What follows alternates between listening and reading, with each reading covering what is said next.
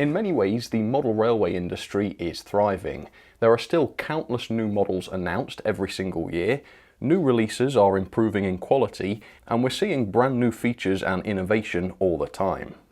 There are also signs of problems though.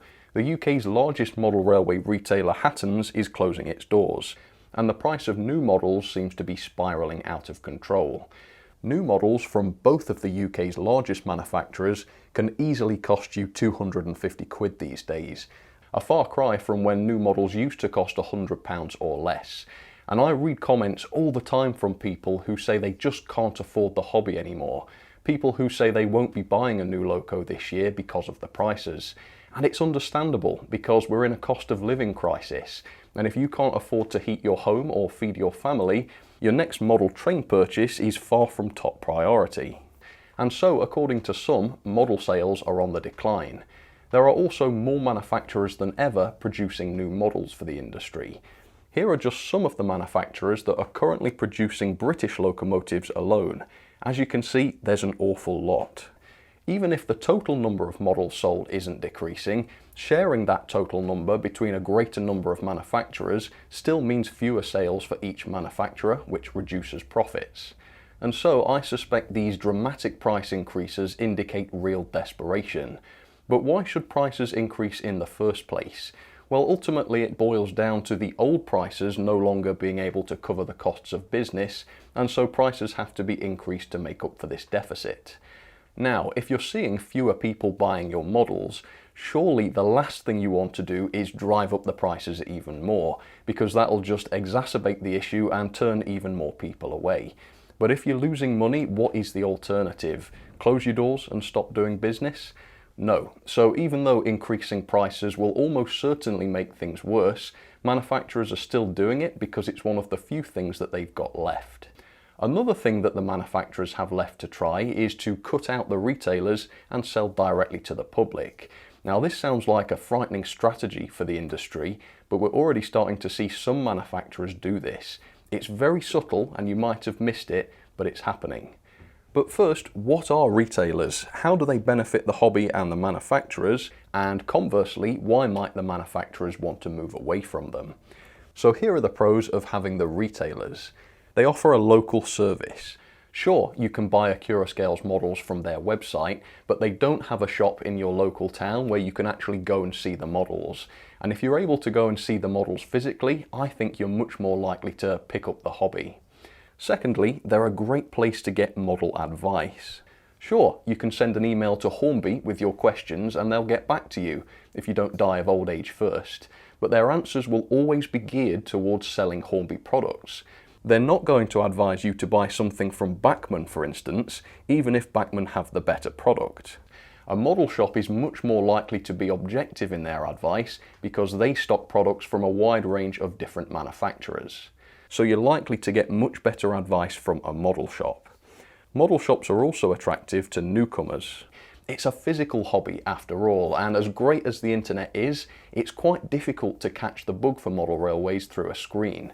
However, if you can walk into a model shop and see the models, you can hear them running, you can smell the smoke, you can try the products, you're much more likely to catch the model railway bug.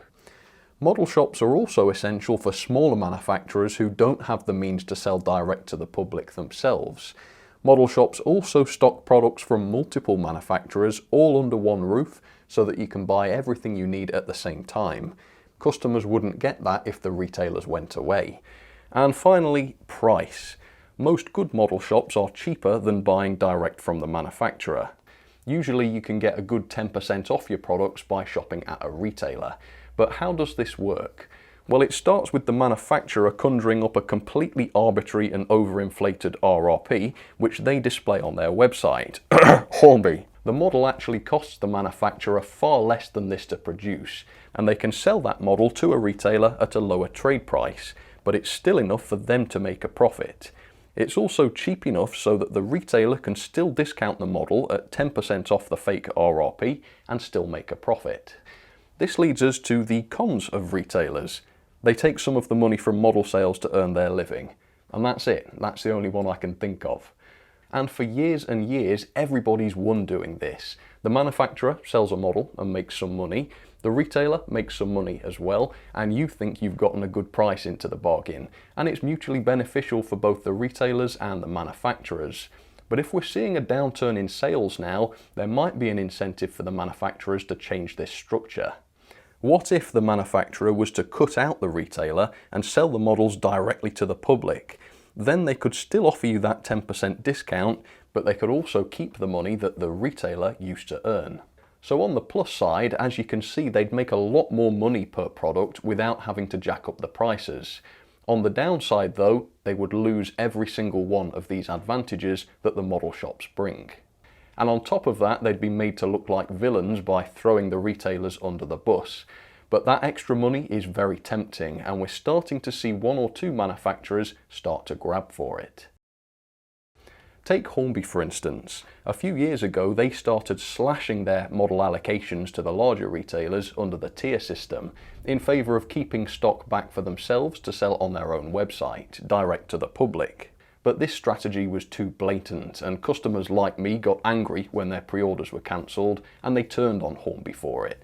So now they're trying a different tactic. They are mostly supplying the retailers properly again, and they still display those overinflated RRPs on their website. And this makes it look like they're still encouraging the public to buy from the retailers where the models are 10% cheaper.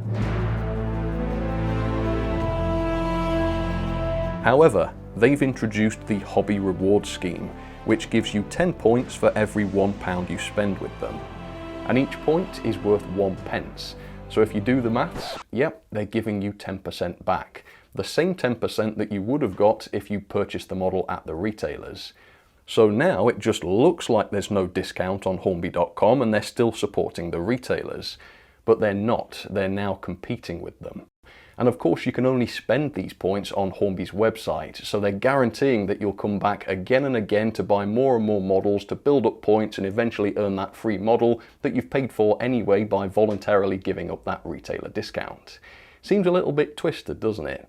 One thing's for sure though, the reward scheme is not a way of saying thank you to all of our customers that choose Hornby Hobbies brands every day. Because they're not giving you anything except an incentive to give your money to them instead of the retailers. And it's not just Hornby. Accurascale do pretty much the same thing, if admittedly in a slightly less sneaky way.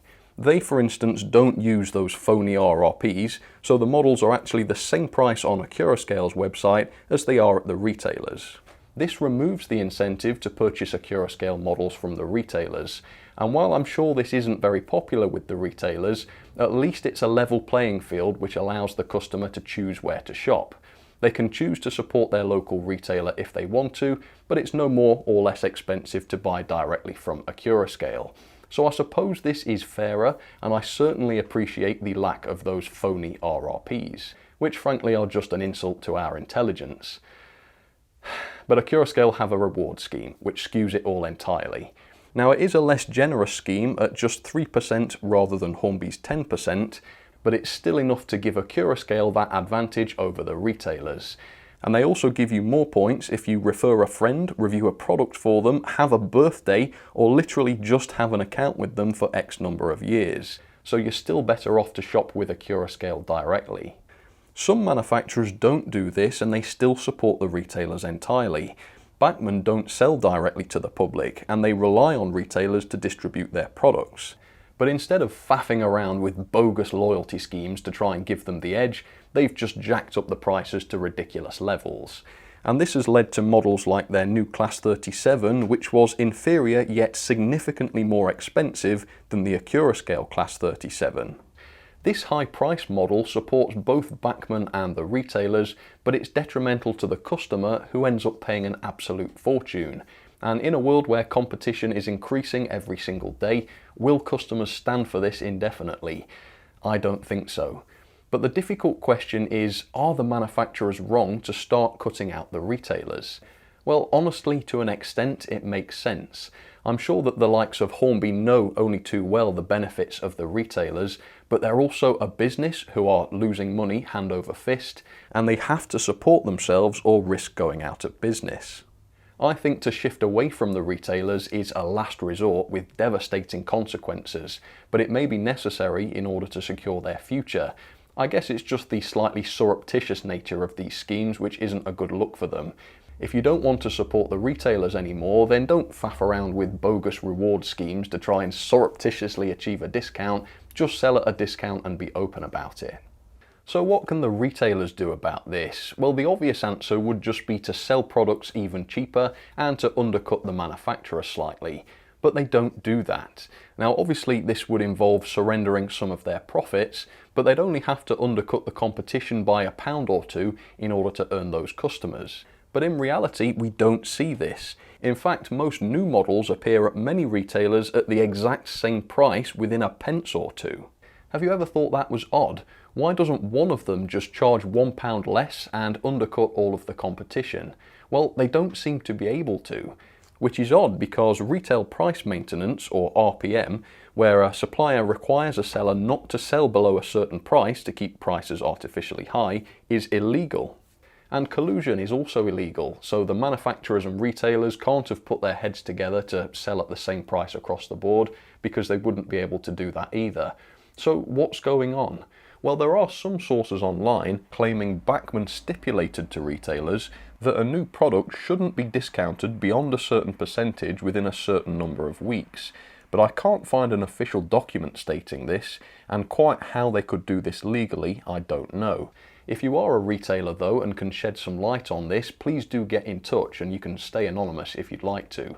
This would make sense though. It explains how each retailer seems to arrive at exactly the same price. How else would that be possible? I'm not entirely sure. So what can the retailers do? If indeed they are not completely free to set their own prices, how can they compete? Well, Derail's Models has fought back with an ingenious solution. They have a loyalty scheme. So when you buy from them, you earn redeemable points, thus giving you that little bit of extra discount. And this is exactly what some of the manufacturers are doing, so they can't really complain about it. Now obviously this is not really winning because it's just eating into their profits, but it's only a small percentage and it's enough to give them that edge over the competition. So retailers, there are things that you can do. But some retailers may not be so optimistic. Hattons have seen the writing on the wall and they've decided to pull the plug. And if many more retailers decide to do the same, the hobby could be in trouble. But tell me what you think. Would you be happy to see the retailers decline in order to help keep the manufacturers in business? Or do you think the hobby just couldn't survive without the retailers? Do you think the hobby will be fine via online sales? Or will it just shrink even more due to reduced physical exposure to the public? I don't know the answers, but we need to find them quickly. The future of the industry could depend on it.